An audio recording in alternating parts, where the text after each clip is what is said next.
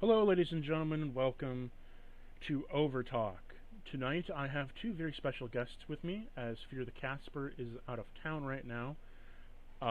Old to Scrap, you are returning from last time. If you'd like to introduce yourself again. Mhm. Hi, I'm Old Two Scrap, otherwise known as Anaram York. And I have an old returning guest host, Ventus. If you'd like to reintroduce Hello. yourself. Hi. On Discord on here it says Ventosi, but typically I just go by Ventus. Excellent. Tonight's subject on Overtalk and in Overwatch is we're doing sort of a general thing. There's no specific topic this time. We are covering the Battle Pass, our thoughts upon it, as well as the thoughts upon the game that is currently coming out as we slowly stumble into the new bits of information. There's not a lot of information coming out on Overwatch 2 right now, but there is some. So, what are your guys' thoughts on the Battle Pass that was before with the beta, where it was beta access, and then the Battle Pass, and then like a couple extra skins. All too scrap. You'll start us off. Yeah, so I thought the Battle Pass that they released originally for the beta, I thought it seemed so much like a money grab. The fact that the first few betas were free to play and like it was like equal access for everyone, like everyone just like if you got in and that was it. And then they transitioned to like a battle pass, and that transition felt like they were getting very money hungry, and they were being like, "Ooh, we can charge people for this." And so I didn't like it. I thought it was like, I really don't want to like pay $40 for a couple of skins and to guarantee I'm gonna get access to the beta. Like I'd rather almost just have it be like a lottery system or however they decided it before. Or it was kind of on random. Yeah. What about you, Ventus? What did you think of the OG Battle Pass package with Um, so the? my personal opinion, yeah, I do think it was a money grab, to be honest. I literally looked at that, I'm like, yeah, they're just trying to make money at this current point. Um, I I will say I did buy it mainly because I did want the battle pass and other stuff right off the bat, so I didn't feel like I had to buy it, when it came out because I am pretty forgetful. So I'd rather just get that now, get the new skins, get beta access and play with beta and stuff because I don't think I even got access. I don't think I was really getting emails or anything like that. I don't believe so Now, this time around because I got access to the first beta, but I had a feeling I wasn't going to get access to the second beta. did Um, you so did you enjoy the legendary skins from like the legendary version of Overwatch? um, I did personally. They were okay. Like, there's only a few skins that like I sit there. I'm like, wow, those are epic. But I mean, cosmetics are cosmetics. Even if it's not the best, I still like cosmetic options in games. And getting different things to make my characters feel more unique and personal to me. So I was okay with them. They didn't like completely stand out to me. Like there wasn't anything like, quality wise that Now, like I was like, oh, but since you did buy it, what is your opinion of the McCree outfit, of the Space Marine, and the Soldier Space Pirate outfit? let me refresh Because my brain. in the OG one was just it's the same as the current one they have, which is the Watchpoint pack. The old one only gave you access to the beta and then had like a different extra reward, but now it's just the skins are the same as the other one. But what is your Mhm. opinion on the McCree Space Marine and Soldier Space Pirate? Seeing them now, honestly, I will say that the Cassidy one kind of slays, if I'm being completely honest. My favorite, because I'm looking at it right now, I like the purple. My purple's my favorite color, so I adore that. The soldier one, soldiers, at least to me, soldiers' skins are hit or miss. Like they either like really hit the nose, or they are just not good at all. And this one is kind of a miss for me. It doesn't look So it's like a jump great. so it's like his jumpsuit skin. Yeah, Complete it miss. kind of. Hmm. Complete miss. The Cassidy one looks great though. I like that one, but the Soldier one, We all know the most goated McCree or Cassidy, sorry, skin will always be the lifeguard or the yep, beach one. yep. I completely agree with that sentiment. Ah, yes, everyone loves the bulging in the shorts and all. Those rock hard Hmm. abs, yes. So, what I don't care for is I like the McCree one. Fucking looks badass. Admiral, Fleet, or whatever. Captain, all that jazz. What I don't understand Hmm. is why did Soldier get the Pirate and why did McCree get the Admiral? Shouldn't they be switched? They should be switched. Because That's actually a pretty McCree's. good Cree, idea. Cree was an outlaw beforehand. Yeah. Good Maybe. observation. But maybe it was just kind of like a bait and switch kind of thing. I don't know. It still looks good nonetheless. Oh, I yeah, I thought they don't. looked nice. I think the gun looks lazy on Soldier though. It doesn't.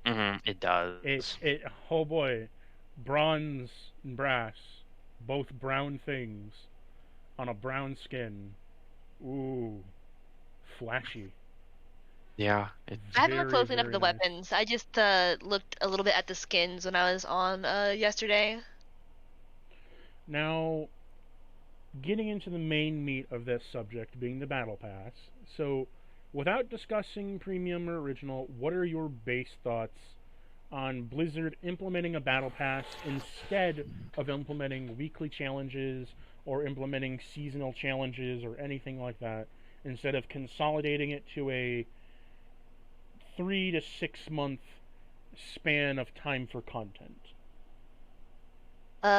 I will most likely attempt to complete the battle pass every season or whenever they have it, but I will not pay money for it. If there's like a paid battle pass and a free battle pass, I will do the free version as much as I can, but I ain't gonna pay money for it. Now, what if there's something you want on that free Battle Pass? Well, here's the thing. I'm not the biggest fan of like I mean, the skins and paid. collectibles, so it would have to be like access to a hero, as in like we talked a bit about like they might have like, oh, if you want to do the battle, like if you want to like get access to like a new hero, you need to like do the battle pass and then you can like have the hero at the end, right? That's the only time I would pay for it if I like was getting access to a hero. But hopefully that would be on the free battle pass, fingers crossed. I don't think they would be that blatantly stupid to include something on a paid battle pass like that. Even, even how should I put this? Even as grubby as Apex can be, I don't think they include any paid to win content on their battle pass. I Hey, can't remember whether or not Apex lets you. I know you can pay to get currency to unlock characters in Apex, but I think the battle pass does have the characters on it. But I also have not played Apex in ages. Yeah, I haven't played Apex in a hot minute. now, Ventus, your base thoughts about the battle pass, not even discussing paid to premium, whatever. Um, in my personal opinion, to me, anytime a battle pass gets brought up, it just immediately makes me think of Fortnite. Um, and the fact that the battle pass in there kind of, set off everybody to, oh, we should now do a battle pass because Fortnite didn't, and Fortnite was so popular, so we should do it. When, in my opinion, battle passes to me generally are not good, and that's strictly because as somebody who is in school right now and is working and has a lot of stuff going on in their social life, to me, sometimes I feel like I might not even have the time to even touch any type of battle pass regardless because I'm too busy to even try to grind it. So whenever there's anything with a battle pass and thinking, "Oh, I have to grind stuff," to me it kind of is like now I'm so busy, but then when I get free time, it's about like 3 days until the battle pass ends and I haven't even started and I'm like now I have to like constantly grind. So to me it ends up being too stressful that I'm trying to get content or like Mhm. from the game from a battle pass that will disappear or might not ever pop up again because they're going to move on to a new season or whatever. So generally, I don't like battle passes because a lot of people are so busy that they don't even have time to do it, and then they miss out on something that's unlimited time, and that's not really fair in my opinion. That's just Now, my take on it. would you say that's any different than their weekly challenges? I would say not so much either. Um, I wouldn't say it's as different if they were to do weekly challenges, but I feel like they could probably recycle some of them if they were to do that. Do you want them to Like keep? just like pop it up again once in a while, as opposed to like pop making new content for a battle pass and people completely bitch about it because they wanted new content. Would you care for the same selection of content driven like the weekly challenges or update challenges where it's win a game equals to if you win a game it equals to like an EXP boost or win a game and it Hmm. equals a win one game equals 2 notches on the win counter that you need to get to it? Yeah, personally, I like that more because I feel like I just only have to play a few games. Um, and in just a few games, and I feel like I don't have to grind too much, and especially since I'm a pretty busy person, like I only get time literally like at midnight in order to do anything because I'm doing so much in my life Mm-hmm. that I feel like I can just play a few games, grind for just a little bit, come back tomorrow or whenever I get the next chance, um, and just completely get through it, and then just feel like I don't have to play for hours and hours and hours just to get to the nearest tier that I should be at. What about you, Scrap? What do you think about the weekly challenges or even a battle pass using something similar to that event? I stopped doing the weekly challenges ages ago, but I do agree that having a system where like if you win, you get like 2 ticks and then or it counts for like 2 points on the battle pass or however they do it, and then if you lose, you get like one. I think that would be like a decent system to implement. I just think that battle passes can be very like any game I've had where there's a battle pass that I've tried to like finish each season, it ends up feeling like a chore. The game becomes, it feels like an obligation to play the game because I need to, because I have to do the battle pass and I can't just take a break from the game. I've got to play it every day and get like the number of points I can get to get the battle pass filled out, and then that just makes you hate the game and like get tired and burnt out that much faster when there's like a thing that feels like a chore that you feel like you have to do. So I think it could be it could be a dangerous game that they're playing with people complaining like if the battle pass is too long or takes too much work, it could be like, oh my gosh, it's so like burdensome to have to do this battle pass just because I want to get the new character that everyone else is playing, and I see this cool character and I can't get them until I play 30 games, and that's gonna take me a week, and now I have to play Overwatch instead of playing the other games I want to play, and I don't even get to get the character while I'm grinding the battle pass. When by the time I get the character, I'm gonna be exhausted. So I could see how this battle pass could definitely be more trouble than it's worth, almost. So you did buy the package, and now Ventus it does say you're going to get a head start on the seasonal battle pass. Yep. So what that sounds like to me is because what Fortnite does with their whole shtick on their battle pass, if you sign up for like the Fortnite bundle or whatever, your like first 3 pages on the pass are given to you for free. Hmm. So maybe it'll be like that where all premium does it doesn't actually give you more content, it just makes it easier to access. Hmm.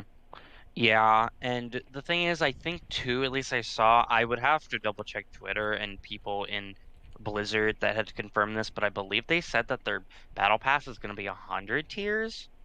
So if I'm paying $40 for a watch point pack, I very well should get a head start.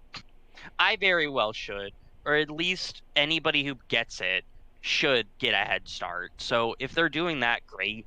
I still think though that with that many tiers, because I think the new season is from October to like when it releases to like December. So you're looking at probably like a month and a half, um, So close to 2 months worth of grinding. Um, yeah, I just read more on the bundle contents.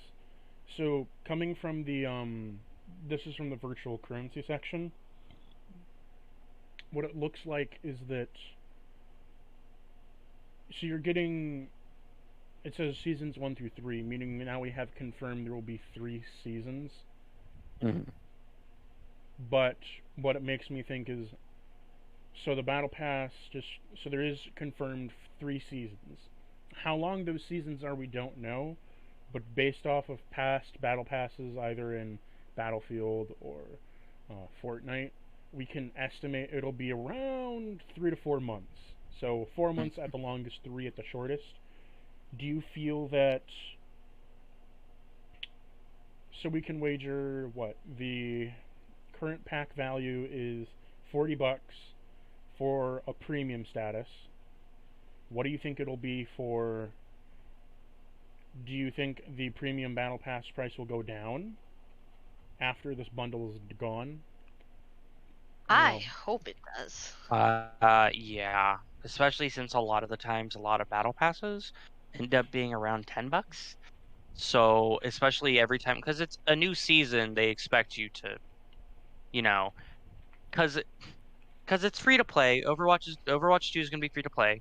I understand the battle pass and paying about like say like there's 6 seasons in a whole year, you're paying $10, about like 60, $70 a whole Hmm. year for to do like a whole year worth of seasons. Um, so to pay like roughly $10 for at least a season for a month or so, it's kind of standard at this point. So you don't think So it's I gonna would be? assume So you don't think I it's would gonna assume be? Oh, sorry. Go ahead. Oh, it's okay. I would assume it would be way lower. I would hope being Overwatch for the watch point pack, I hope I at least anybody who buys it at least gets the first few seasons. You don't have to worry about it for paying that much and Overwatch 2 being free to play. I would very hope like that I am getting access to at least the next couple seasons before I have to start repaying every season. I know for a fact it's going to be a lower cost because that's just kind of the standard. If it's anything more than $10, I might be a little bit turned off to not even try to get it to begin with, Well, if I'm hopefully being it honest. Yeah, if isn't. it's higher than 15 for me, I ain't ever paying for it, no matter what they put on it. Because $15 is the max I've paid for like a battle pass for other games in the past, and I kind of regretted it. I was like, man, I could have just like spent like an extra couple hours and gotten it. Or I could have just So bought like or a DLC or something in that Yeah, time and just get like a way more hopefully, different value. game. hopefully this doesn't turn into Fallout First, Hmm. where it's, oh, you can purchase the whole season for a whole year for $100. Oh my Yeah, goodness. no, Was I'd that rather. really the deal they tried to give people? Fallout First, the subscription is $100 per year. Oh my goodness, I can't No, imagine playing that. The battle no. pass is about 100 notches long, and it lasts for 2 months. Yeah, And absolutely. you Yikes. get a new battle pass with another 100 notches every 2 months. Yikes. Yeah, that's what I mean when I say if they have an excessively long battle pass, stuff like that. You have to play every single day for at least 3 hours in order to fill out the whole goddamn thing. The game where I consistently complete the battle pass, this is probably me outing myself as a loser, but Genshin Impact is the one game where I actually try to complete the battle pass every Mmm, season, the gotcha and it's system. nice. Well, it's nice because, you get lots and lots of rewards. You're getting in-game money that equates to like real world money. But And it's a so it's gotcha like, game. okay, I don't have to pay money. I It's can just like spend time it's instead of trying to hook money. you. It's trying to hook you into its gotcha Yeah. system. Well, I was gonna say, as is for Genshin, you can log on and play for like half an hour every day and complete the battle pass. So it's like I guess it's like time intensive just in the fact you have to like log in and play every day, but like half an hour every day is not that bad. It's not even like a full hour of playing. Like I could probably speed run it, be done in 20 minutes because they have like little daily stuff that goes towards your battle pass points. Now, say for example, we get to the battle pass and the premium's there. How do y'all feel about if you sign up for the Watch Point Gibraltar pack? At the start of every season, you get 2,000 Overwatch coins. For buying skins and stuff? I wonder no, I still wouldn't go for it. I still wouldn't go for it. Yeah, I feel like there would have to be more of an incentive there. Maybe At like least. that plus like 20 loot boxes or something. Oh, the rumor is they're talking about taking out loot boxes. Oh yeah. Mm, maybe raise it and then maybe add some like I don't know what they could. Maybe like I could even see them like maybe like 500 or like a couple hundred comp points They're or something talking like that. they're talking about taking out loot boxes in terms of purchases, that you can only gain standard loot boxes through either XP level ups or winning arcade matches or something. Okay. But it's only for Two, common shit. 2000, I think they would probably have to raise it because I know I one of my favorite games is Dead by Daylight. They have a little archive thing that they do. It's basically like their battle pass. It's just branded differently, but it's like the same thing where there's two things where you can grind out the whole thing and get whatever skin thing for like the whole month or so and just play games and other stuff. You have to do challenges and like get these like little points um to level up those tiers. You can also use their like in-game currency to get tiers too if you have that. But it's to me it's similar where you only get like a little bit of content for the free stuff, but then when you buy like their little like battle pass, um you get a skin and a few other like charms and other stuff with that, and then you end up getting more and more stuff as you go on. um so I feel like if it's something similar to that, they'll have to add more to the beginning of it rather than just especially just 2000 every time, especially since you're waiting a full month and a half, maybe even 2 months for a season. So and those 2000 credits can go by really fast, especially if you're trying to get skins that are Like unlocked. legendary stuff.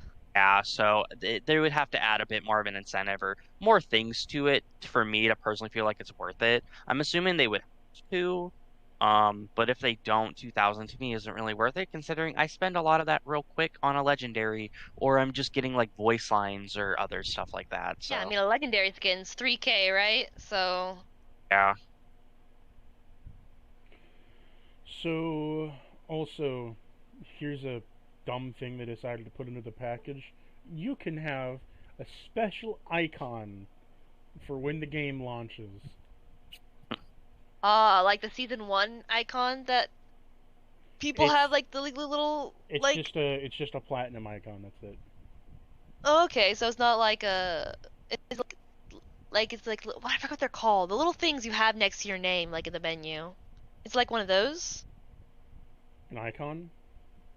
Yeah, is that what it's called, an icon? For some reason, I thought it was called like a profile pic or something. But It's yeah. uh, It's just a platinum. It's just a platinum version of the Overwatch logo as an icon. That's it. Oh, yeah, I know what you're oh, talking about. Ooh, yeah, that's big, basic. big That At is least the money, so season, basic. big money at winner least there, the guy. season one, at least the season 1 icon is cute. It's like the little Elios lighthouse, right? And then the top 500 one is like pretty in gold, but just a platinum like Overwatch logo, that's boring. That is Now, boring. how do you guys feel about some common skins? Because loot boxes aren't supposed to be a thing. There's a lot of fears that the battle pass will be bogged down with a lot of common shit. Like, ooh, Echo now has 3 expanded color schemes of this green, this other shade of red, this other shade of blue, this other shade of purple. Ooh, fun. If they're giving us like the Cause, owl skins, I'd be down. cause we If they're don't, not, if it's just random basic color palettes, and I'd be like, because I don't particularly care, you know? the rumor was a while back that it was going to be 72. Sorry, no, yeah, 72 skins were supposed to be in the battle pass. Hmm. Mhm. I don't That think I don't think Blizzard can pump out 72 skins. I mean, with the amount of content they've been giving us for the past, what is it, like 6 years? Yeah, press X to doubt. Um, Mhm. I think I sense a lot of recolors coming in our immediate future if they really do try to deliver on 72 skins. It'll be 72 So of the yeah, same skin. I would be, I would be so That underwhelmed. Now I, it's one thing again if it's like contenders or owl skins, that's sick. I would love that. But if it's just random colors, Nah. Honestly, at this point, just hire some of the fan designs that people make because those For are way better real! than anything that anybody ever puts out. I Anything the would company puts out. I would Have you like guys seen the to Tutu Reaper? Have I you seen the would Oh, yes, Maid I Reaper have. and the Yes, Tutu? I Make it have. happen, Blizzard! You cowards! I would Give like us to Maid inform Reaper! all of you that Valve currently only has 62 developers on their teams, but they managed to pump out 6 custom crates for CS:GO every 3 months in terms of game skins for weapons and shit. Every 3 months, 6 crates. But Blizzard has somewhere in like the 3 to 4,000 territory of developers, and it can Yeah, barely pump well, out 3. Yeah. well, sadly, Blizzard is not Valve, and even then, even with all the issues I had with Valve, it's still like I don't even know if we can compare them. But I think it's already pretty well established that Blizzard's not exactly the best at anything really. I guess what I Like don't I have a lot of understand. negative feelings towards Yeah. I Blizzard. guess what I don't understand is they can pump out regular content for World of Warcraft, but they can't pump out regular content for Overwatch. Oh, I found the Maid Reaper fan art. Where should I put this? Do I just put it in main chat with zero context, Put it just in Maid Reaper? art, the art Okay, channel. art makes sense. I No, did not draw yeah. this, but Yeah, because even Dead by Daylight, like they do once in a while, what they've been doing now is community contests where they just accept requests from artists to do designs and the um next season, like their archives, you see those skins pop up. So it's like they could easily do contests and then just implement that and then, give the artists, their perspective money and other stuff considering, their content's getting put into the game. So they deserve some sort of compensation. But like they could easily do that if they like really are struggling on doing putting out content, at least just give power to artists and do contests and other stuff like that. So that way like come on. Like I agree 100%.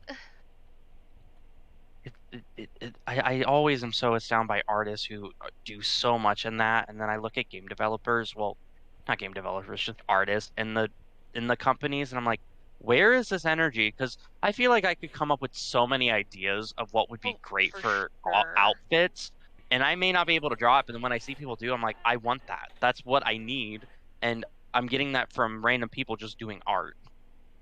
Like, do I have a graphic design degree? No. Can I animate? No. But like, can I do concept art and come up with some cool ideas? And I would 100% be like, Blizzard, you could use this for free. Like, I'll put my heart and soul into making this concept art like look amazing, and then you can like design a skin off of it. Like, yes, I would 100% do that. And I'm sure there's tons of other artists that love Overwatch who like would feel the same way, just because like there's fans who love this game and would like again, they'd probably pay to have like their art be in the game, you know? So it's like I definitely feel like the bad like relationship Blizzard has with its like players and its fans definitely is just kind of like holding them back. Like I don't know, I Yeah. would work for Blizzard for free if all I had to do was just make concept art for Overwatch all day long. Yeah, and I even saw tweets and stuff about this similar thing where are you surprised even if some of the stuff they're doing now logistically for a free to play game now makes sense? Are you shocked that the player base is skeptical considering they have been let down over and over and over again? Like left and right, nothing, or left and right thrown in the dark, or in fact, their balancing track list. If you look at throughout history of Overwatch and how bad they have with balancing characters at times, that well, I'm not really shocked that everybody's skeptical or like once more are so upset and disappointed with Blizzard because they're not doing what we want them to, which a lot of people now are just going to games like Paladins, Apex, Valorant. I would say even League to an extent. Like, because Overwatch has just been letting us down left and right, for in a lot of areas that all of us just want them to pick it up, to And this has been finally. going on. This has been going on. Sorry to cut you off, but this has been going on for years too. Like Overwatch 2 has they promised it that it would release years ago at this point. Yeah.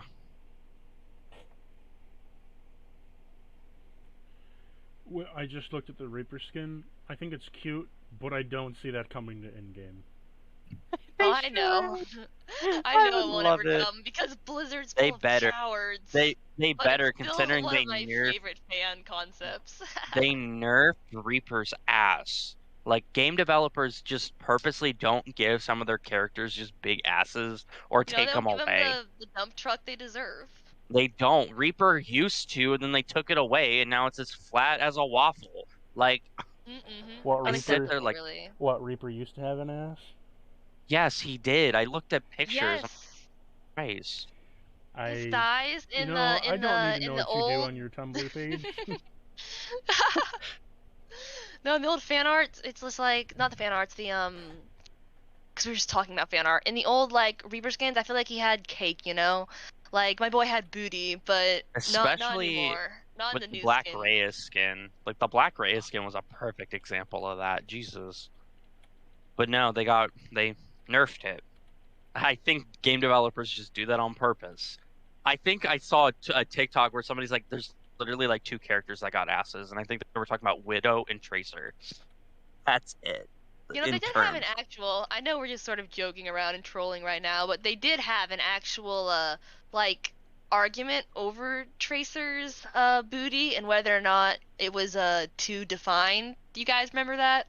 It became a meme. maybe I think I did see something about that. Yeah, they like in one of her poses, they were like it's too lewd and so we need to like change it.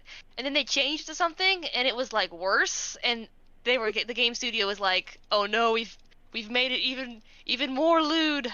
What have we done? Oh no." Anyways, it was just ridiculous. Well, moving on to the next subject, what are your thoughts of current Overwatch, being that we are quite literally about 3 weeks away till release? It's exciting, man. I cannot wait for it to come, but at the same time, I will be so sad when Overwatch 1 uh ends because like a couple of my best friends that like loved Overwatch 1 and were not the biggest fans of Overwatch 2 have said they're just like leaving the Overwatch community as soon as Overwatch 2 drops just because they didn't like the feel of 2 and they like have such good memories of 1 back when it was newer and everyone still cared and people were nice to each other. Well, tough shit for them, but as soon as 2 drops, 1 is going bye-bye. Yep.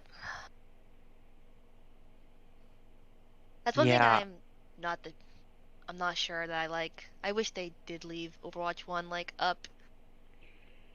Go I ahead, think Ventus. I think they they're were supposed, but they kind of scrapped it. They realized it wouldn't make sense. I think they were. It was originally talks that they were going to keep Overwatch 1 up, but I think after I think plans changed when developing and other stuff that they just came to the firm real like conclusion that it would be better if Overwatch 1 was just gone, and I think then the reason for that is that so they developed Overwatch. So when Overwatch 1 was developed, they had the system, they wanted to put it in place, and there are problems with the 6v6 system.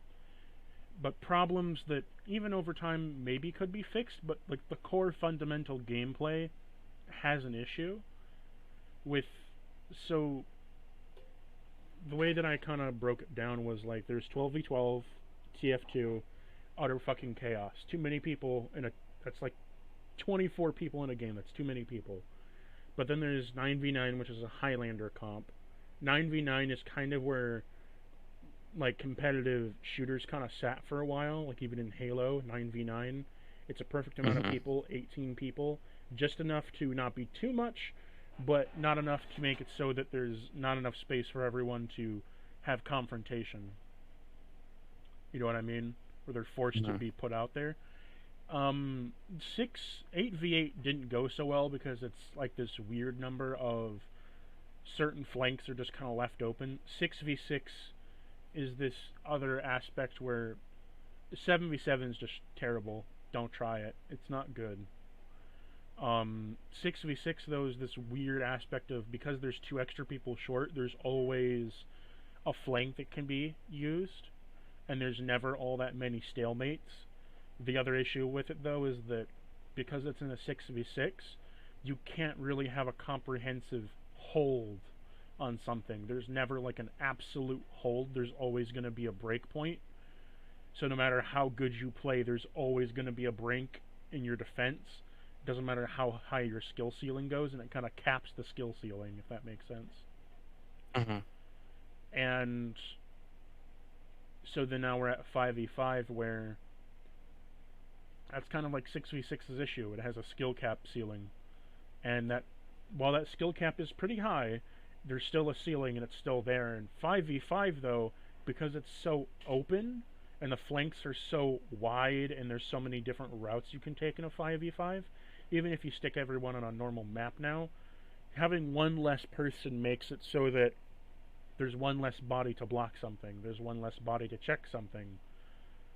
So now there's like 3 open ranks to every single push and point and place to go to, making games just naturally run faster. The issue being now that it is even harder to defend. Same issue with 6v6, but games are much more chaotic. And in terms of the 6v6 to 5v5 format, I could understand why they wanted to disembowel 6v6, because it was just becoming too much.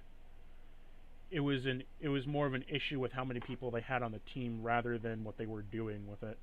Granted, though, I discussed this with someone else. You know how shooters develop over time and their maps become less choky over time? You see it in all shooters, Halo, Call of Duty, how over time, the more games that progress, the maps start to widen, Mm-hmm. get more spacious, Yeah. more high ground levels of variance. Look at every Overwatch map, and you'll start to see that Overwatch, in terms of map development, is still in the early stages of what you would consider a game in map development.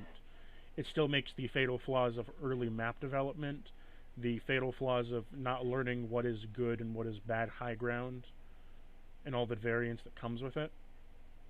So I'd say moving in, the reason why that Overwatch 2, its maps are so well received, is because they've just started getting to that golden era point where the maps are big enough to start promoting a larger fight overall, if that makes sense. Mm-hmm. There's more Yeah, like I vari- think about I think Oh, about sorry. I was thinking Finish your thought. yeah, I was thinking about in terms of compare what am I trying to get at? So the like take King's Row for example. The reason King's Row is so well liked is because even though it's very choke heavy, it's going one direction, and everything that is surrounding that one direction has flanks. Now take something like Paris, which is essentially the same thing. Do you see the evolution I'm talking about? Mm-hmm. With I Yep. think Paris, so.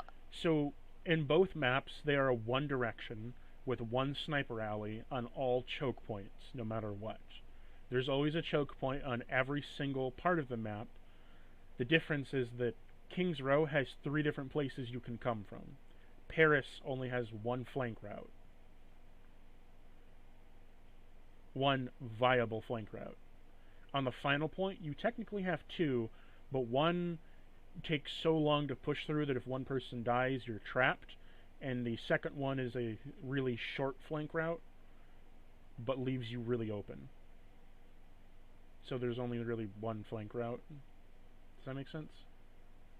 Yeah, I was Mm-hmm. thinking of one of the new maps I was watching Owl on. It was Circuit Royale, I believe. Yep, with How the there's race like cars. there's one point at the towards the beginning of the map when you're sort of attacking, and there's like a wide open like corridor that you have to like wrap around. Like it's kind of circular, wraps around the building, and there's like a drop off on one side, and then on the other side there's like a it's like a almost like a U shape, and you have to like, go around the U, and like it snakes back like up a big hill, and that's like interesting because like it's just like a shape we haven't seen before, and it's like got it's not small enough really to be a choke, but it does force like the traffic has to go through there, but it's also wide like open enough that you could have like a short range character play close to the center. You could have like a wide range character playing like the far like curve of the street. And so I just thought Hmm. that was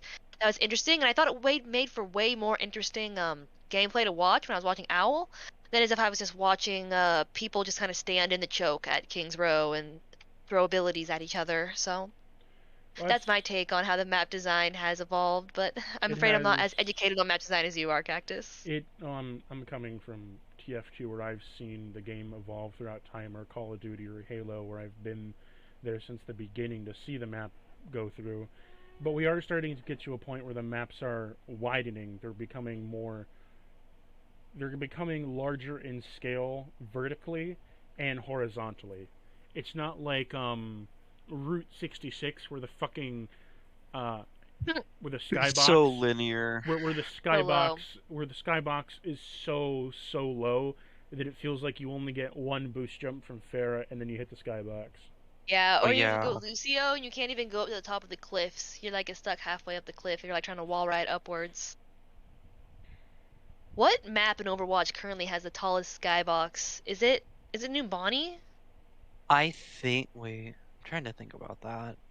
Because I like to play Pharah once in a while, but sometimes whenever there's a Zarya, because I mean, Pharah does counter Zarya because she's so high up that if a good Pharah is playing, Zarya shouldn't be killing you.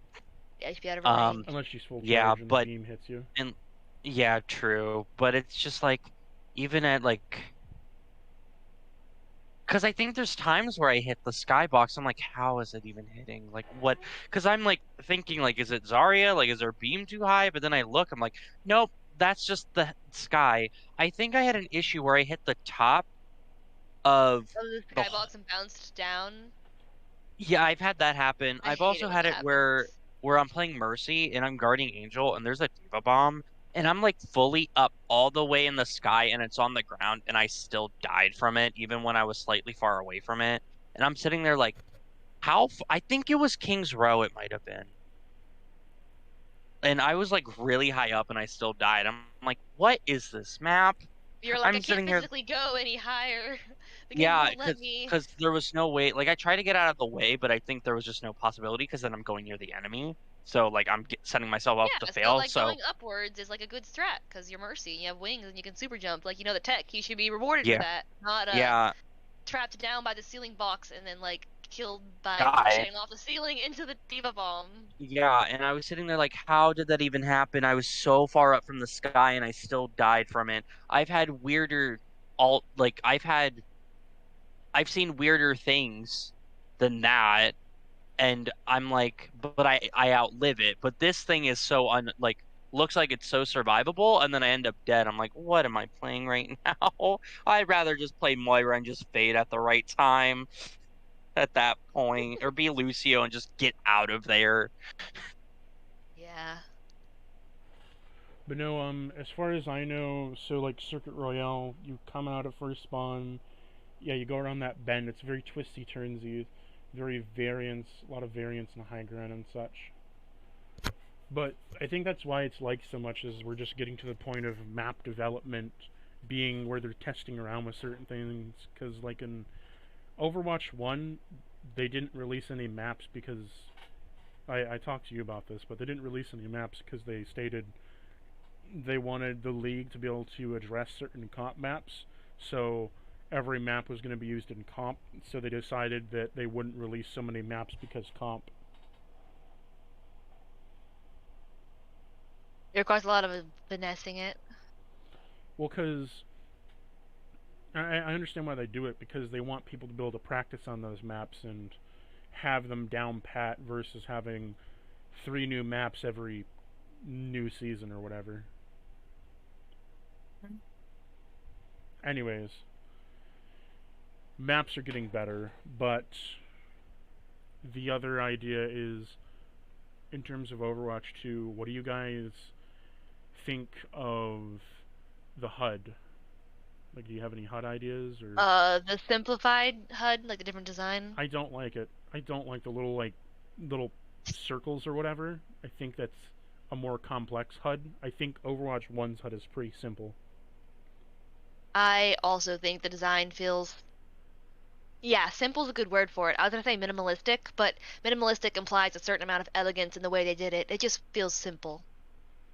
Overwatch 2 feels like here's this character portrait with like extra shit going on if it's on like a Mercy or a Harmony or a Discord or whatever. I'm like, bro, it didn't need to be that. And there's no names if you Discord. It doesn't show you a name. Instead, it just shows you a character portrait. Yeah, and that might be easier for some people that are new. Okay, one thing I've noticed is that like some of the changes they made for Overwatch 2 and the way they justified them felt like they were trying to make the game a bit easier for people to grasp. Specifically people that are new or people that may not have the strongest like the strongest people. I'm trying to be nice about this, but I guess just like people who Don't aren't good at Overwatch or just don't play Overwatch a just lot. say it. You don't need to hold It back for feels my like they're podcast. catering to people that are bad at Overwatch, especially with some of the justifications they made about like swapping from two tanks to one. Like, I liked the justifications you were giving earlier, Cactus, about like the different like actual logistics of having different numbers of people in a first-person shooter game.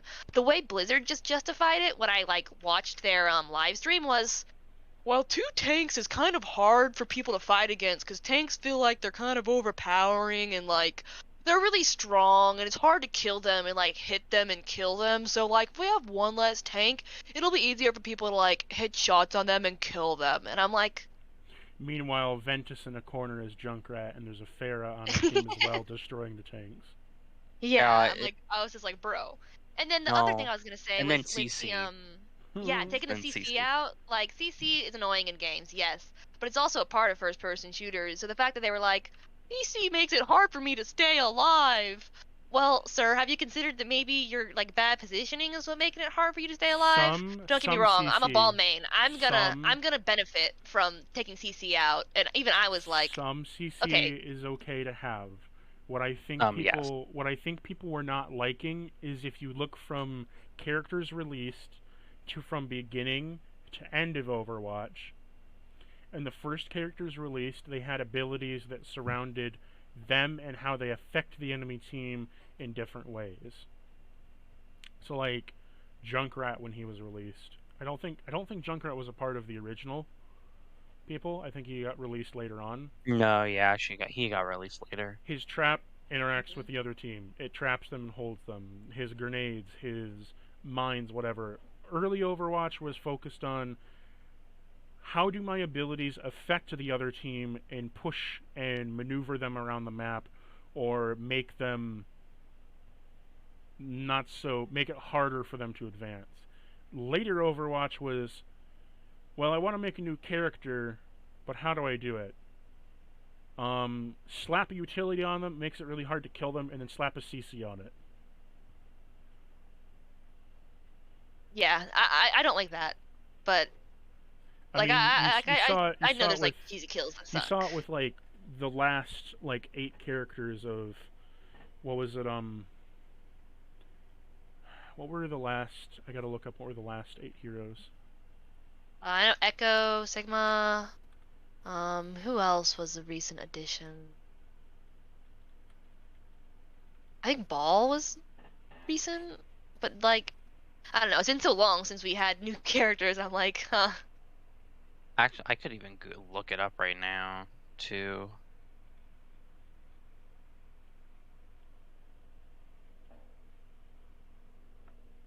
But yeah, I forgot what we were talking about earlier because there was another point earlier I was gonna make about like it feels like they're catering to people.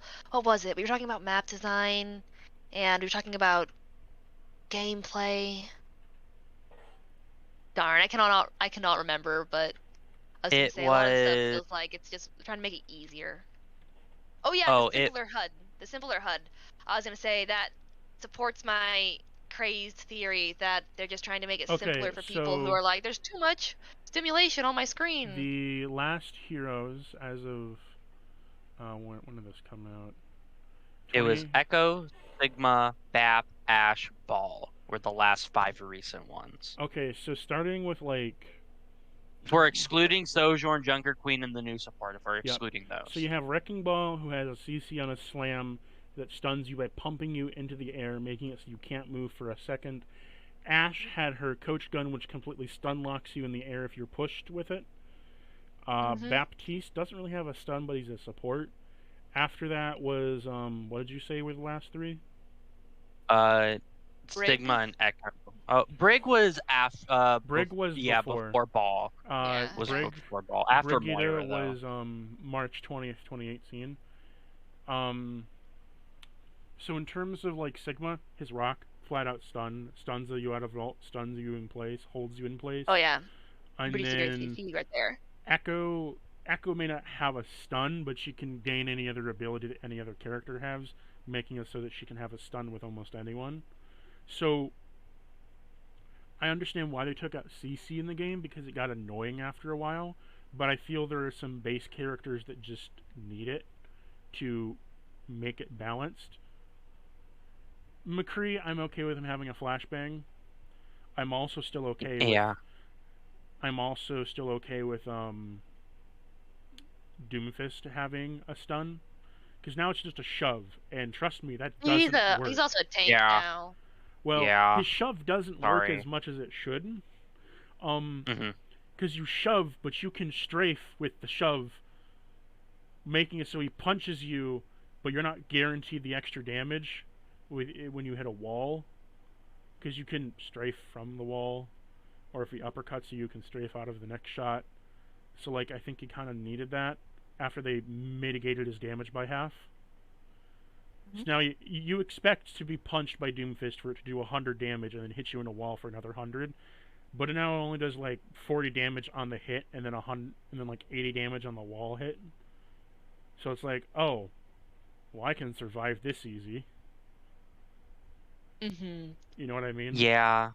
Or Doom got he's a wet blunt noodle. end of the stick in Overwatch 2. He's a I thought wet he was gonna be great, noodle. And it's really sad. Yeah, I'm okay with him being a tank purely because I think, and this is so funny, I think we can all agree that anybody who can instant headshot, regardless of if they can do it skillfully or by accident, aka Hanzo half the time when I play him, I think we can all agree that being instant killed is annoying and is so boring to go against. Even if it's skilled gameplay, it's still boring because you could be doing everything right, but then instant killed by like Hanzo by accident, or getting instant killed by a Doomfist in a wall in Overwatch 1 feels bad, and you're like, well, that's it.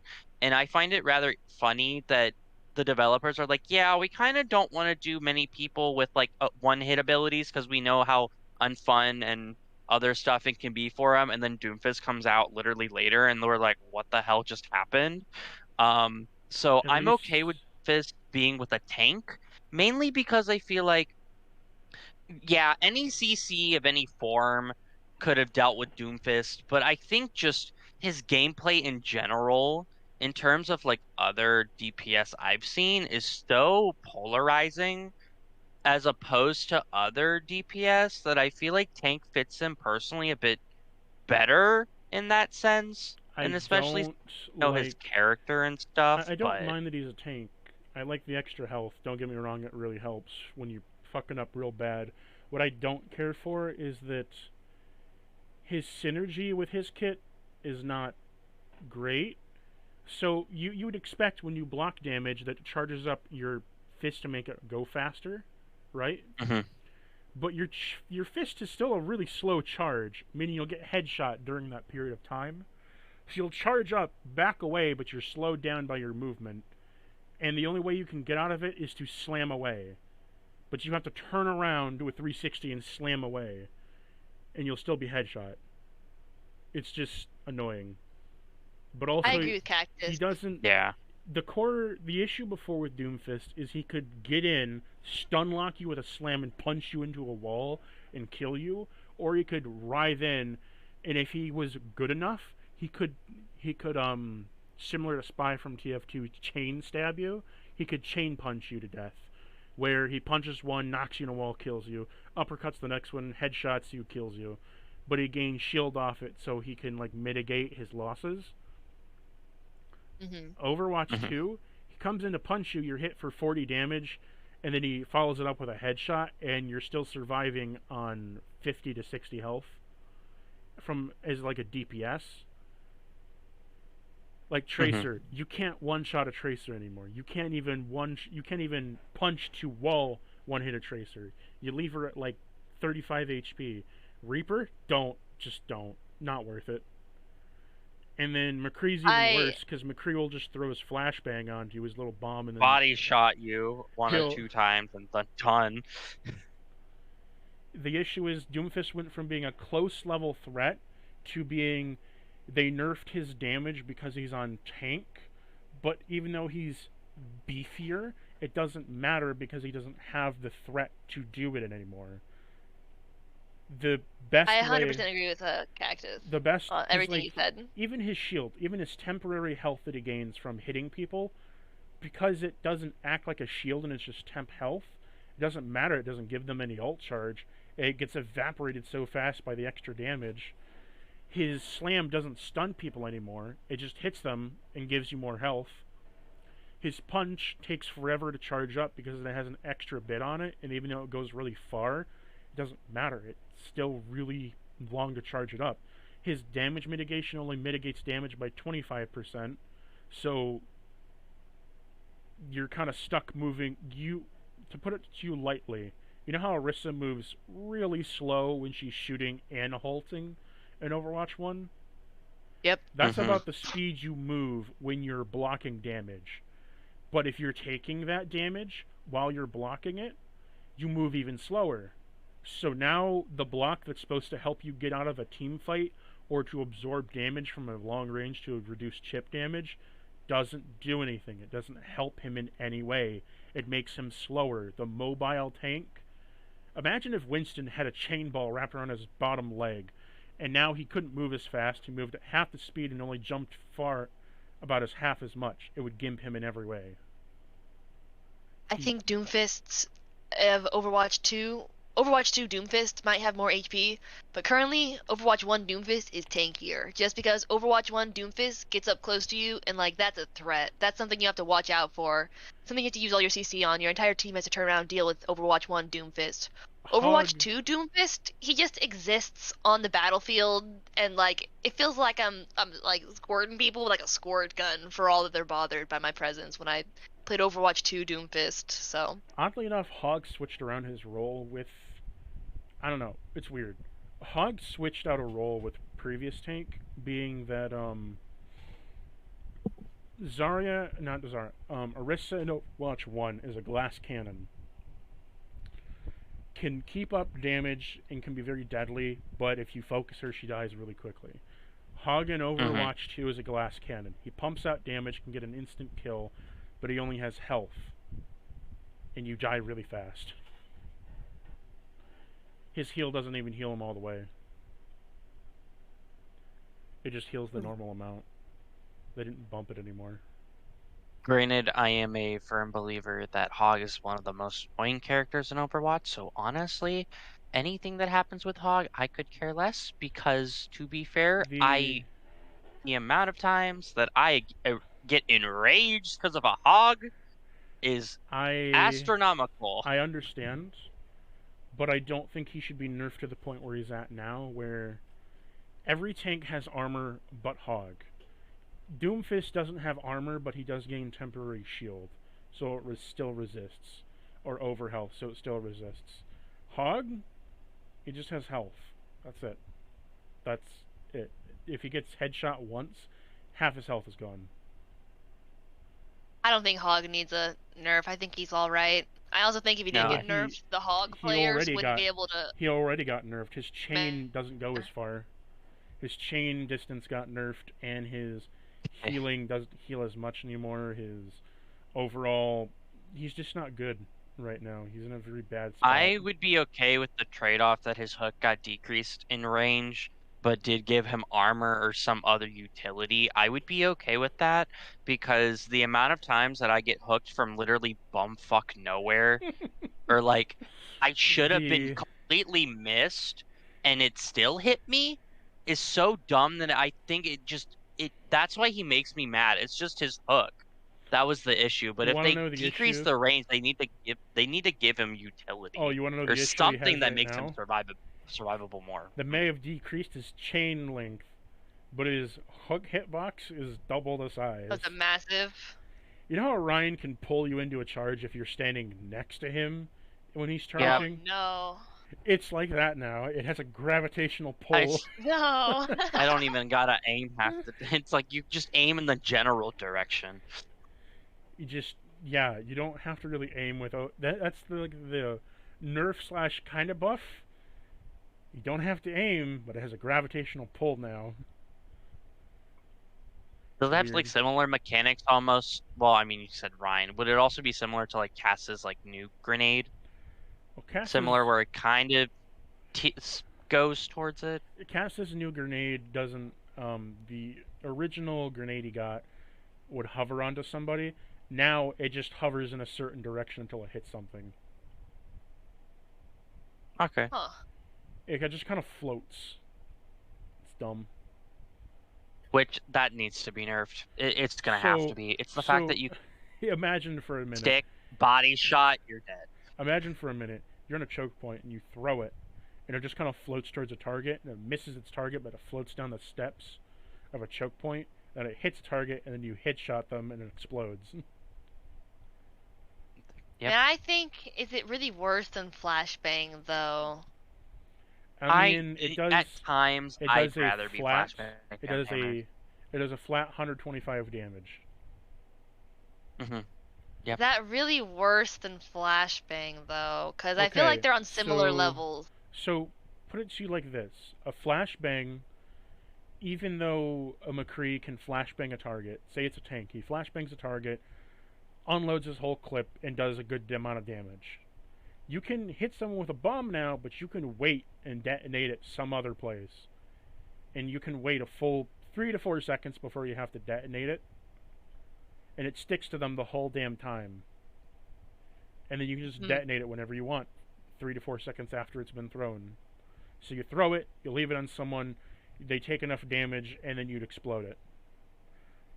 Versus, it's very similar to Junkrat's mine, except now the mine is stuck to somebody, and it deals even more damage than a mine does, and a mine can finish a target off. Forget, does it do AoE damage, or does this do damage to the person that it's stuck to? It does AoE damage. Oh, okay. I think that could be very frustrating. Imagine a Junkrat mine like you used to finish a target off, but now it can hover in place at an extended distance, and you can detonate it whenever you please after. I think for me it's going to depend on the cooldown and how the AoE damage works. If it's on a 5-second cooldown, I think. Yeah, I'm going to reserve judgment on it, because for now, I'm going to stand by my statement that I think it's going to be on about the same level as flashbang. He has an air dash, though. I could be completely wrong. I could be completely just missing the mark on this. For whatever reason, McCree has an air dash now. He can roll in the air. Oh, in the air. I do like that change, not gonna lie. And that feels natural, I think. Yeah, because I think it's on the similar basis when they changed Moira's fade, where you can jump farther, because it felt clunky. Mobility. It felt clunky when you faded as Moira and you couldn't jump. And I always tried to do that because I think I'm so used to characters that do that when I did it with Moira, it felt off that you could only go, like you couldn't jump, you only had to stay on the ground. So I really loved the Moira change. So it's on the similar basis where like Cass air dashing midair honestly feels a bit more natural, in my opinion. It feels a bit nicer. In terms of what was it? In terms of characters overall, what was I gonna say? I think the proposed change that I talked to Fear with about Doomfist is make it so he has his original damage. Make it so that on a punch he does 70 damage, on a wall hit he does 100 damage, and on his slam, make his slam so the closer you are to his slam, it does more damage versus the back end effect. It's like a shatter. The further you are away from the shatter's start point, the less damage it does. Mm-hmm. So like that, and make it so that when his slam, like the further he goes, like the more airtime he has, the bigger the damage increases. I could be fine with that. Similar to how it is normally. And then Yeah, I do think he needs a bit more damage. Just I don't care where it is. I think just a Tiny little bit bit. more damage. Yeah, well, just tweaking at enough least numbers. the 70 threshold from 40 to 70 would make it so that when he the other thing we suggested is that if he's using his block, he's no longer encumbered by speed. He walks at normal speed and can block at normal speed. Walking, that is. And that feels fair. No one likes slowdown abilities or Yeah. slowdown debuffs. Like literally no one likes them. Yeah. Even with Orisa and her halt that slightly slows her down, she's immune to all CC, is taking 25% less damage. So I can understand it in that. It's just that Doomfist still takes the damage. He just takes less of it, and it charges up other abilities. But it's not. But it's only forward damage too. It doesn't Yeah. account for My sides prediction or the is back. that Doomfist, like his absorb ability, is gonna be like Genji Deflect 2.0, where Oh, his Deflect in theory is a fantastic ability, but in practice, his it's so hard to actually deflect stuff. Like it just so his much goes around it, so much goes through it his that shouldn't go charge. through it. So his charge only adds 20 extra damage onto his charge. That's it.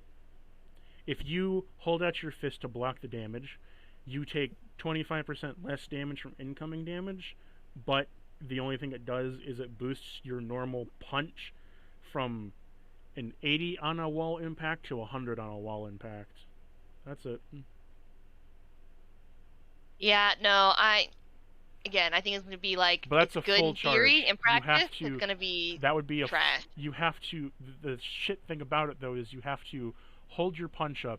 You have to hold your fist up, charge it up, and then get a full charge off. So you have to hold it out, get a full charge off of the damage incoming to you, and then lock your fist in for a full charge up, which takes about 2 seconds, and hope you don't die when you have half the remaining health. And then fly forward into the incoming damage. Hope you punch the target into a wall to kill them, but then probably also die in the process. Yeah, they really did my boy Doomfist dirty. I thought he was gonna be a cool tank, and it just feels like it's gonna be so bad. When we did experiment with it, me and Fear, we experimented in open queue. Mm-hmm. Open queue, what we found is that Junker Queen and Doomfist do the best together.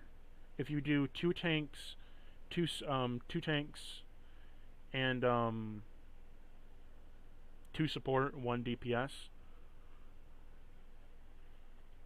or 2 tanks and 3 support.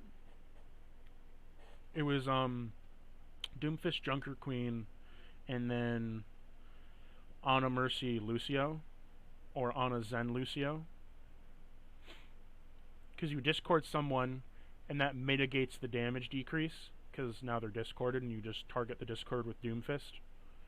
Junker Queen can support Doomfist going in, Ana can stay behind healing them off, and Lucio can go in with them.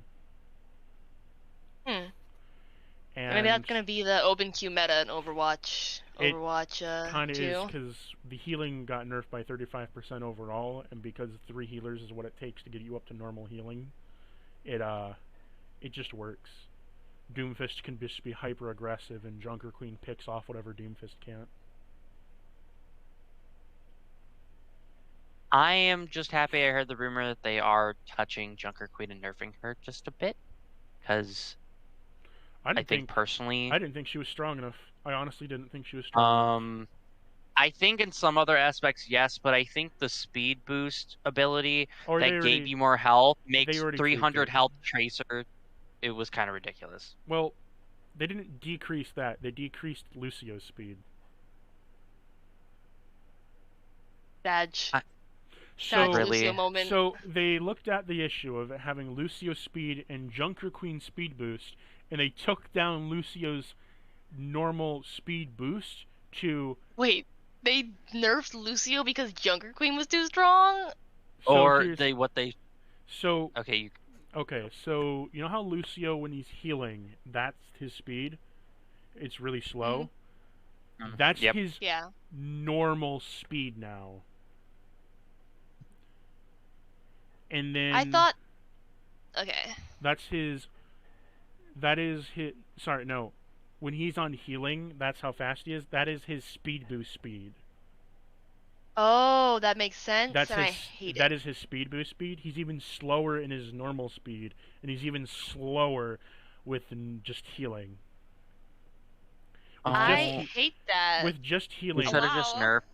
They should have just nerfed her or brought her, like, brought it to the same level If almost. if you just heal with Lucio and you have a side by side comparison with Zen, and you move directly forward, you'll be about 2 steps faster than Zen, but not by much.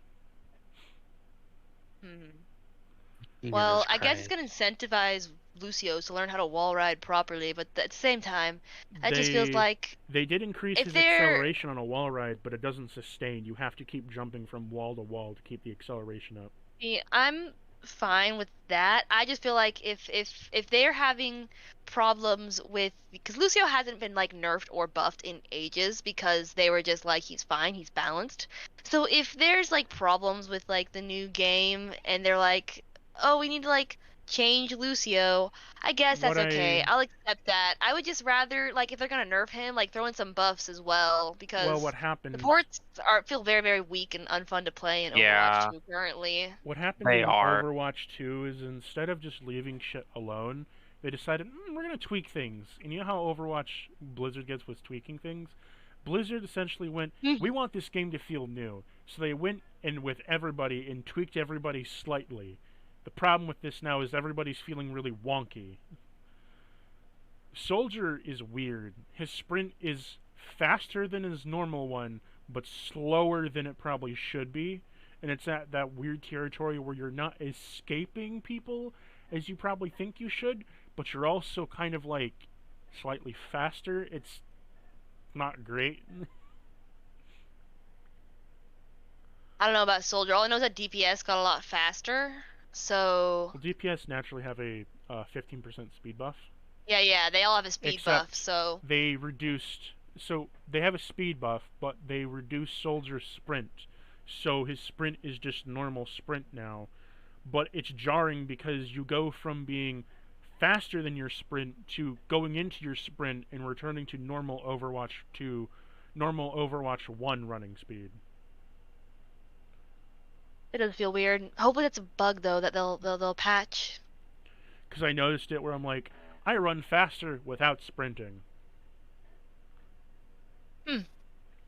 I Um, just, I thought personally I like the second beta personally more than the first because I think, because the first one, it was really just tweaking things. Like, they really were trying to do little things to every character. And one of the things that I didn't like that they did change was Tracer you could still one clip, but she got less ammo. Instead of 40 in a clip, it was 35. And it felt weird. And it's especially since I think because of the nature now of Overwatch 2, that, because I mean, the whole game is literally balanced around Tracer if you really want to look at it like that.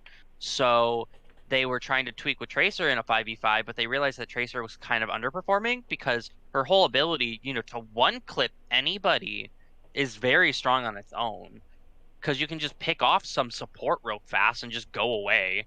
You can just take picks off real fast and run. And they found that Tracer's one clipping ability, while they nerfed it, was actually underperforming and she wasn't doing as well.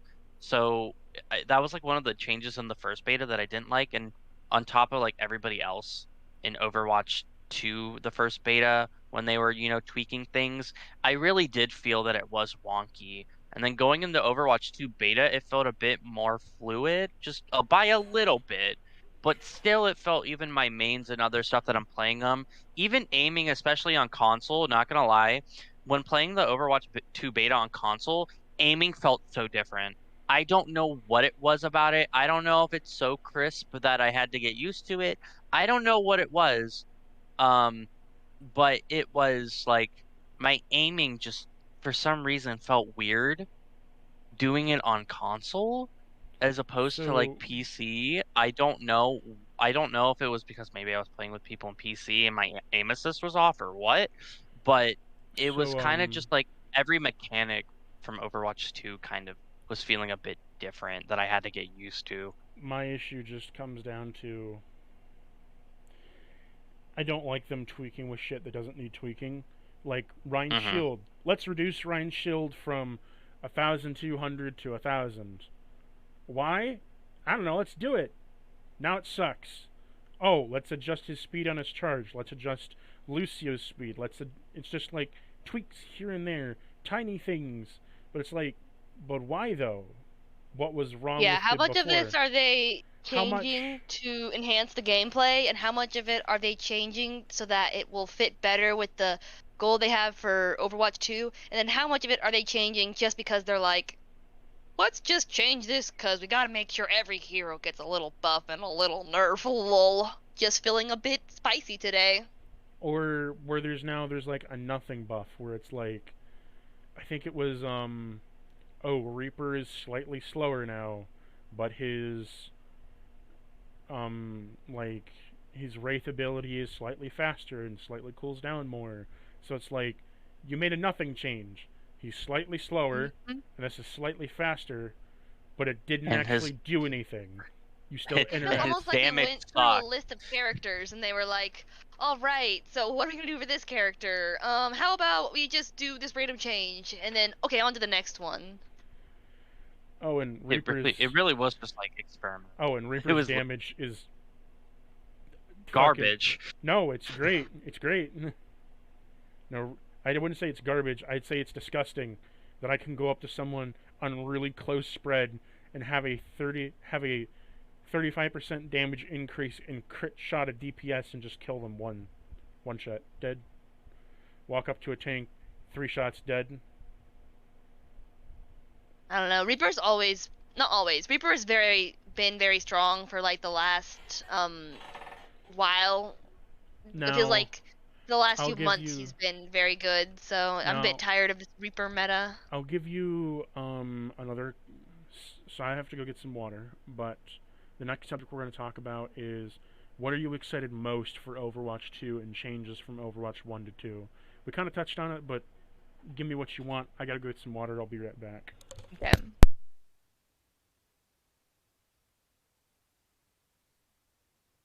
No, I think when I talked about or this, because I know they nerfed Reaper's damage because they decreased how much damage he did, but instead just gave him more of a spread, which I'm fine with. That's not that big of an issue. I I was don't play chill enough with it. Reaper to know whether or not it's gonna be good for him or bad for him. Um, I think though, because with Cactus saying this, I actually don't. He says it's great. My opinion is no, it's not. And the reason being is because I tested this out in a practice range and I played Reaper, and because they decreased his damage but just gave him more spread, and literally went up to a tracer and I just kept on shooting her, just seeing how much damage he did from each range. And I found out that Mhm. apparently in order to one clip a tracer, it has to be headshot literally right up against her. Like Like extremely you have close, like touching. yes, yeah, like touching you have that's when you can one clip kill her. So basically you can two clip tracer instead of one. Oof. Yeah, And that to feels me like it's not a enough little rough. damage for Reaper. But then I think again, I did say that I'm tired of the Reaper meta, so maybe it's a unexpected answer to prayers. maybe I just I love other characters to be viable again. Yeah, I think they need to give something for Reaper then if they want it, because adding more spread but reducing damage wasn't really the fix to it. Um, I think personally maybe they need to give something more to Reaper that is, if they're gonna do that, maybe something that's more like useful in utility or something that gives him more damage that doesn't feel like it's too much. Yeah, I was gonna Because say if they're gonna go through and make a little change for every character, like make it an interesting change. Give him a new ability or change something fundamental about his kit, not just a little extra damage here, a little bit less damage here. yeah, and I thought I even brought this up because May got nerfed heavily because her big thing was her freeze, and they got Oh rid of yeah. that because we see. And Mhm. I understand that because honestly, May was annoying. I love playing Mei, but I understand that it was very annoying and it was really unfair.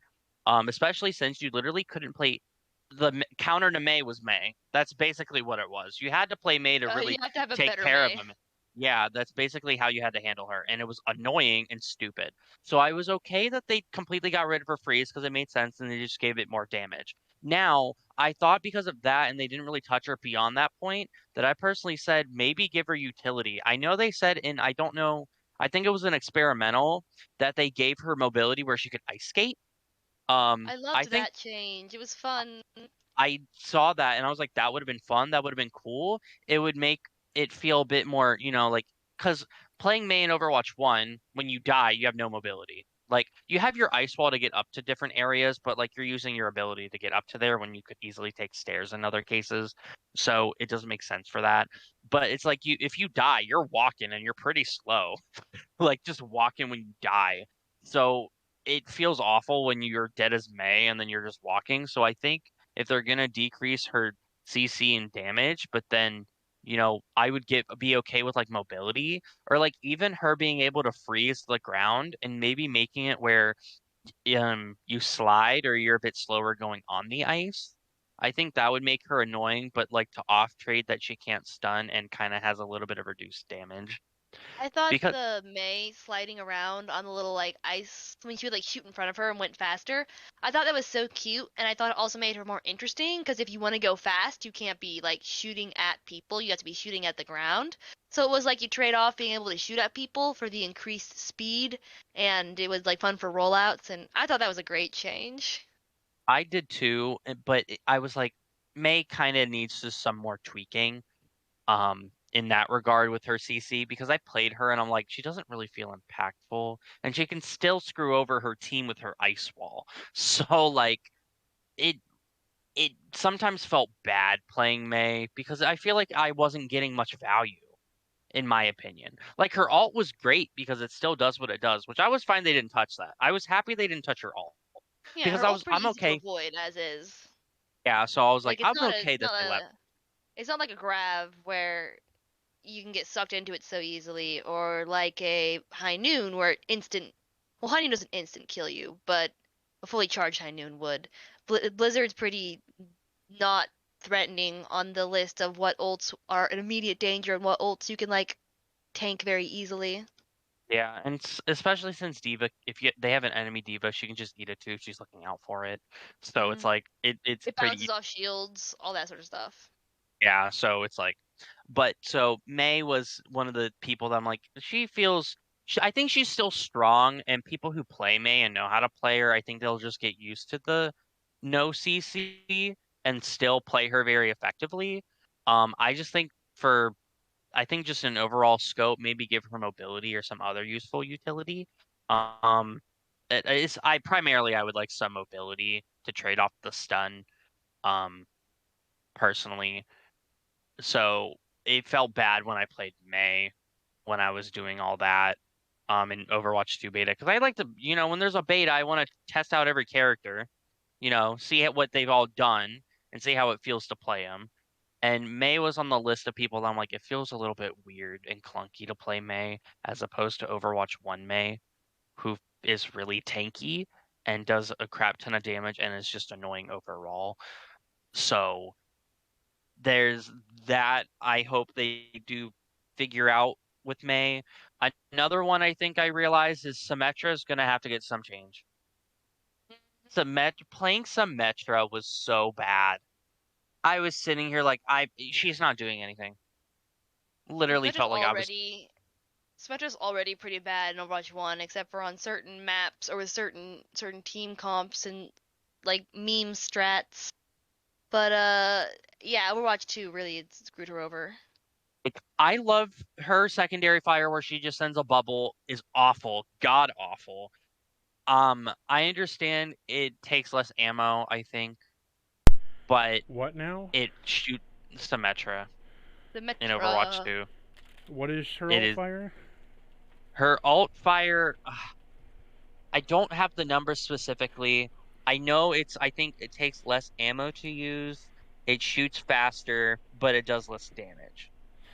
Um, and that's the Wasn't bad her part. Wasn't her OG ult fire just a charge shot? Yeah, but it was in Overwatch 1, it was like it did a lot of damage, but it was very slow, so you could avoid it. Now this one it's faster, so it's a bit harder to avoid, but it does less damage. Like it literally does not feel impactful when you hit it. Like maybe you can hit a Pharah enough times so where she's dead, so Symmetra can, with good aim, could take out a Pharah with enough of it. But if she's getting pocketed by a Mercy, it's literally doing nothing. Her teleport, although I love that it activates way faster, it doesn't stay for longer, so you literally only can use it for like, which is fine, like finding new ways to use her TP. That I find fun, finding new and innovative ways to use her TP, like sending an ult through it, like a Diva Bomb, or going to high ground for a team to do Or yeah, something. yeah, TP the Bastion into the point. Or I've seen it in Overwatch 1 comp where I was playing the DPS with Symmetra Bastion, and Symmetra sent a TP on King's Row attack on top of the statue. And like he sat there and nobody Oh contested him yeah, because they didn't know yeah, that I've was done there, that and too. it works and it's really good. Like I like finding new innovative ways to play characters, and I like the TP change. Like I really do. I like that change. I'm okay with it if I can just get around it. But then her turrets, and then the fact that she still has to charge up her beam, and also that I think she got stronger inherently No, beams because got nerfed. oh, I thought it was that it does ammo but it charges up faster, No, and it still does damage. beams in Overwatch 2 got nerfed. Hmm. Beams. So the original thing is that beams would cut through shield twice as fast, Yep. no matter what it was. But now beams do normal damage against a shield, and they don't charge as fast against a shield. Ooh, that's no good. Yeah, and then That was Symmetra's my just turrets. one thing I loved about her is the shield destroyer. Yeah, she was, and I love damage boosting Symmetra when she's fully charged as Mercy or even Ana because it does damage fast if you need it, like for a shield in particular. So it's like I love that, but it's like her turrets can still be taken out in quick succession. I don't think the cooldown really got or like changed in any way. Um, and she just feels awful right now to play and doesn't feel impactful.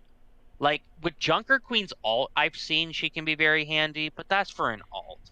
Like I would like something to be useful that I can use at any point for any reason Don't get me and started still on get Junker Queen's ult. Oh my god.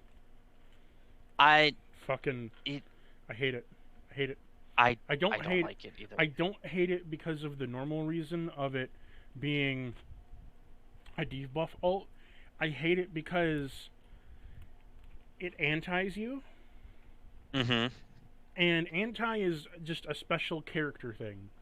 But when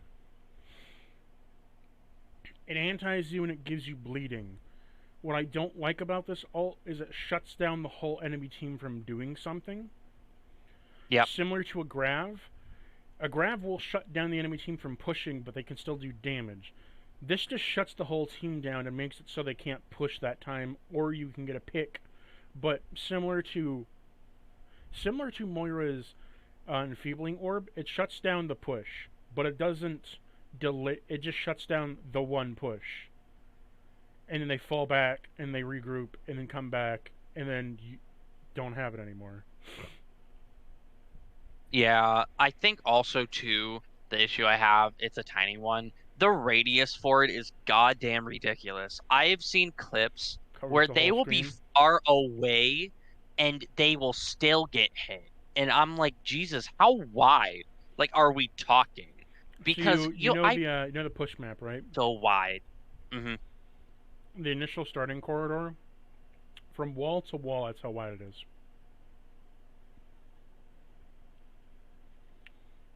Interesting. So That is very interesting. if you want to accurate, you know how in King's Row your first starting point on attacking, Yep. measure from the theater to the. So if you want an accurate representation, you know where the shop is on the left side. Yep. That left shop to the theater on the right. That's how large the radius is. That is massive. I feel like if they're gonna touch it, just decrease how far, just by a bit, because it's ridiculous that people be so far away and they still get hit, and you're like, what the, like, what are we doing? No, Junker Queen as a whole, I You can't get away from it, even if you go. It goes through a wall. yeah, you can't. And the thing is, you can TP with it too. I've seen that strat, and it works very well because they can't do anything. When they see the TP, it's already in effect, so she goes through it, and there's nothing you can do to stop it. So once it goes through that teleport, nothing you can do. You just get hit with it. And then when the whole team comes in and dives you, you're not getting healing, so you just have to output as much damage as you can or try to outlive it in any capacity, whether it's by a shield, whether it's by mobility, whether it's by anything to help you get out of it. So I've seen that stuff. So I was like, that all is pretty, it can be pretty wild at times, but it's like, yeah, like it stops a push, but it's like people When they can regroup. initially called out her ultimate, what I thought it was going to be is I thought it was going to be she was going to charge ahead, slice everyone in the cone. They take bleed damage. They take reduced healing because they're bleeding. Healers don't gain ult charge off the bleeding. And it's a general fuck you to the push, and then you push in and make it your push instead of their push. Mm-hmm. And you can negate the push with one ult. I'm okay with that. What I'm not okay with is you're bleeding, you can't heal them because they're antied, and they're taking a lot of damage over a lot that it does damage on top of antiing and then on top of bleeding. You're not escaping. It's like Afterburn from TF2. You think you'll escape it, and then you get almost all the way to a healing source, and then you die. Mm-hmm.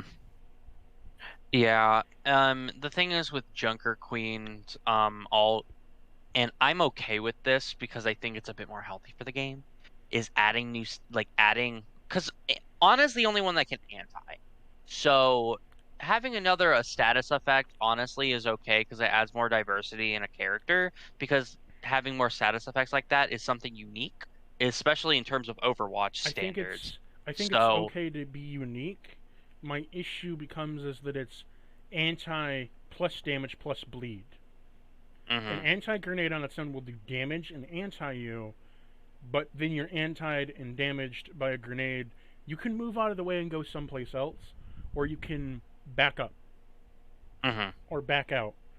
With this, she pushes into your team, hits the whole team that's in the general area, antis everyone, cuts you to, if you're a DPS, you're below half health. You're antied now, and you're bleeding out, and you're probably going to die from the bleed if you retreat. So my issue isn't that there's yeah, like a new status ailment. I'm okay with there being bleed because bleed is fairly new. There's nothing like it. It's not like burning where it can just be out healed. Bleed actively reduces the healing that incomes to it. I'm okay with that. I would even be okay if it does more damage plus the bleed. What I don't care for is that you're anti and you're bleeding now. It yeah, feels like there's not a good counter for it. yeah, Most because I don't. olds, actually no, every old Overwatch has a counter, right? Right now, it could just be because we don't have enough experience playing against Queen and Well, with Junker Queen. you Feels can't like there's not a stun. good No, you can't. counter There for isn't a her. counter for it. There's not. You can't hook out of it. It blocks the hook. It I don't breaks think you it. can sleep it. You can't sleep it. You can't trap it because it'll break the trap. You can't hook it because it'll dislocate the hook. You can grav. You can ult out of a grav because the grav will just hit you, but you'll go straight through I it. think maybe Transcendence won't help you because healing. You're So I guess anti. Yeah, beat, anti beat just counters Beat transcendence. doesn't beat doesn't help either. it keeps you alive for the initial push, but beat fades so quickly, and I imagine bleed lasts a lot longer than it takes for beat to Bleed fade. lasts So for 8 seconds and does 6 damage over those 8 seconds. and beat literally evaporates. It feels like the second Lucio touches the floor.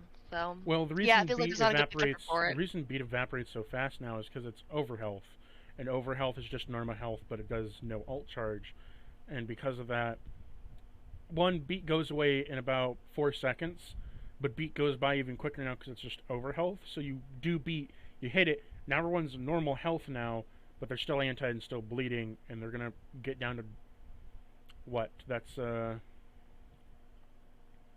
bad with math. Their health bar is gonna disappear. We'll just say it like that. Yeah. That's around 50 damage over. That's 50 damage after 6 seconds. Sorry, 8 seconds. After 8 seconds, that's 50 damage that you've taken, which will kill most characters or get them in meat shot territory. Yeah, and Yeah. on top of that, even with Junker Queen, typically you're probably going to use it in a scenario where you are stopping a push and your team's there. So that's not taking into consideration that you're probably still going to get shot at. So it's not to mention that 50 over 6 seconds, but then you're still taking damage from the enemy team. So it's like The other it can. issue that people have is that it heals her. Is that unlike Oh, it Reaper, does. is that so the Junker Queen doesn't get direct health back like Reaper does. Instead, she gets over health. The problem with it is that, like Doomfist, if you do enough damage, you can mitigate yourself ever dying because you keep, like Doomfist in Overwatch 1, temp shield. If you keep doing damage and you keep being a nuisance, you'll keep getting temp shield and you'll never die because the temp shield blocks it out from your health. Same with Junker Queen.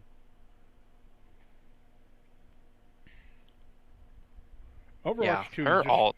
Overwatch 2 is just not kind to healers. I think No, we it's should not. focus on the things that we're looking forward to now, because Yeah. and one thing I am looking forward Maps. to is, for me, it's surprisingly solo tanking, which might be it might be like a counterintuitive to what I said earlier about I feel like Blizzard is catering to people that aren't that good at the game by like taking out a tank to make it easier for everyone else.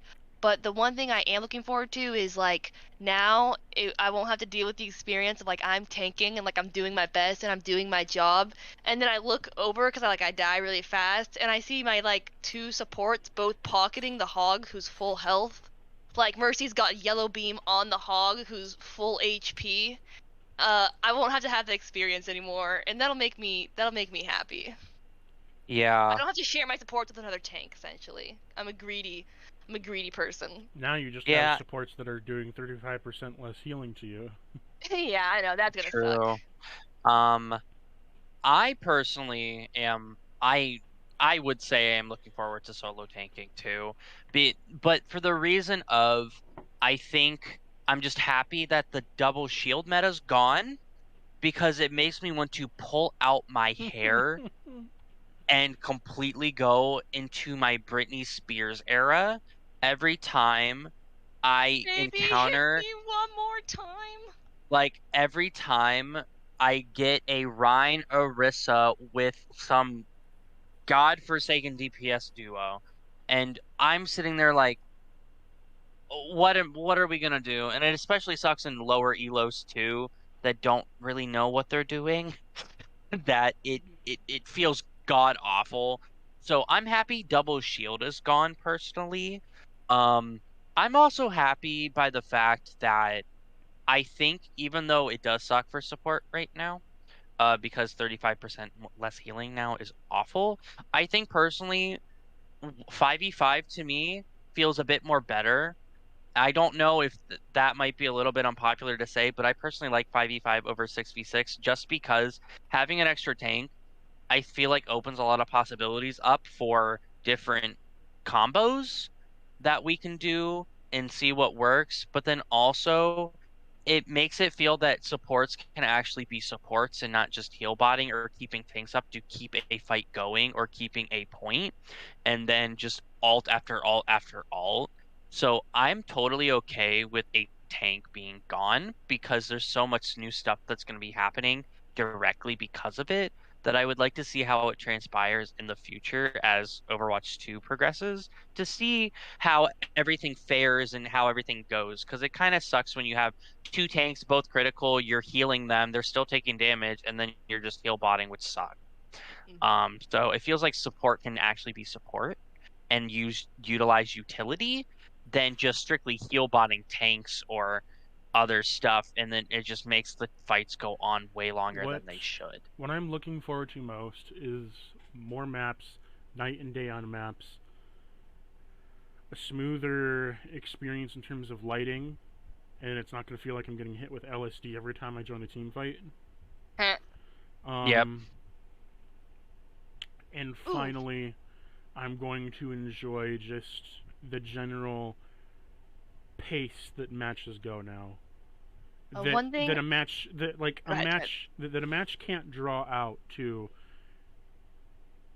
Heaven forbid you're on Anubis and it's, oh, you got a tie, now do this, it's 5v3, now it's a 5v5, play a sudden death match, and the game took over an hour to complete because you got a draw. Uh, one thing I'm really excited about is the new characters. Did you guys see the video for the new support? The one we're that got n- leaked? Yes. we're not gonna discuss it here. Okay, well, I was very hyped. I like rumors as much as the next person, but I wanna wait for that to come out to see if it's something they finish or if it's something they don't. Well, I think they're gonna finish it. Like, there were parts of the video that were, like, basically ready to go, and then there were parts that the animation clearly had not been finished. But I'd say about 50% of it was, like, fully finished animation-wise. Obviously, they need to do the English voice acting because the leaked version was in Spanish, but we won't discuss it any more than that if you don't want to. Now we're at the pre-ramble. Do you want to discuss anything else? Doesn't even have to be Overwatch related. Wow, we talked for like 2 hours. Personally, I will say this. It's more directly for Overwatch. I know a lot of people are gonna be sad that, Overwatch 1, after all these years since 2016, I believe, that Overwatch has been out, and it's gonna be a whole new game. Um, and a lot of people had so many memories with Overwatch, and I bet it is gonna be very sad and very hard for them to move on or try to get Yeah. used to Overwatch 2. However, I will say, as much as it is very sad and it can be very sentimental and nostalgic, to really look at Overwatch as a whole, throughout the years, I think personally Overwatch 2 is way more healthier than Overwatch 1, Oh yeah. just because it I mean they're doing so much, but I think just as someone who has been playing, I've had the game since 2018 on disc, and I didn't start playing until like 2020, 2021. But just playing it even for a few years, I realized that so many things were so unbalanced and completely feel feel like I'm trying way too much even in a quick play game and other stuff, but all these new things happening makes it feel like they're actually taking the game in a better direction than it has been, especially since it has been stale for the last couple years. With little things then and there, but I feel like this is a big push and a big project that I'm personally looking forward to because it's something new and it's ultimately going to just be a bit more healthier overall gameplay wise with all the new tweaks and stuff that I feel like it might actually be fun playing and doesn't feel like a chore half the time, especially in the comp scene. Yeah. I I'm a know they firm haven't. believer. Oh, go ahead. Finish your uh, thought. Okay, I'll finish it and then I'll let you go. But um, I think personally, even though I know they haven't really talked about comp as much, I know there's like little things in there that they're adding for comp, but comp has been relatively untouched. I think, especially in a comp scene, it's going to be interesting how it unfolds. But I feel like with all these new changes, that I feel like it'll end up being a bit more healthier overall for everybody, just because they're changing so many things that are like just overall better for the game, especially in terms of one tank. Um, Feel like heal botting's not going to be much of an issue now because supports have to pick it up. DPS got some changes and stuff to tune down for the whole thing that it feels like it's just going to have a better pace overall. Mhm. I was gonna say that I think change is always healthy. It's not always painless and like it's not always smooth, but I think change in situations like this where we're talking about like games that like have a player base that grows and exists and changes as well. I think change is good. I think it's gonna be very refreshing and very healthy for the player base to just make some sort of change. And I just spent like the last 2 hours just kind of like completely picking apart all the little changes and why they're bad or why they suck or why we didn't like this. But I think at the end of the day, ultimately that any change is good. Yeah, especially since there hasn't been really many changes these last like year or two that we're finally, even though they had talked about Overwatch 2 coming out for a couple years and it's happening after 25,000, but it's at least it's coming and at least now they're trying to push for it and that they're actually keeping us in the loop about what's happening because we've been in the dark about it for so long that it's finally like, thank you. Like we've been Hmm. asking what's been going on. And now that the change is coming and it's coming in quick, that I think it's nicer and it just feels better. Considering Overwatch, I feel like at times could get stale. So I feel like 5v5 with all these new changes and new things that they're adding, honestly, is way better. Even if I don't like some of it or half of it, at least it's better than what we've had for the last couple years, which has been ultimately really nothing. Yeah. I mean, I do think it'd be interesting if they kind of phased out Overwatch 1 more slowly for those people that are resistant to change. Like, leave the servers up and running for, like, the first season that Overwatch 2 is up and running, you know? That way, as, like, Overwatch 1 player base, like, dies off because everyone's going over to Overwatch 2, and then they'll have, like, no people left on the Overwatch 1 servers, then it'll be like, okay, we can close it now because like no one's playing anymore. Everyone's all playing Overwatch 2. And if it happens that people aren't playing Overwatch 2, everyone keeps playing Overwatch 1, even with Overwatch 2 being out. Well, then that's a sign, Blizzard. You done messed up. I think you need to Yeah. examine the game you just released. But yeah, it's gonna be bittersweet. It will be. Anywho, I think that ends off for our discussion. Thank you both for coming Yeah. and guest starring on the show. Thank you so much. It's been so Yeah, much fun, thank you. Cactus. Ciao to everybody. This has been another podcast of Overtalks.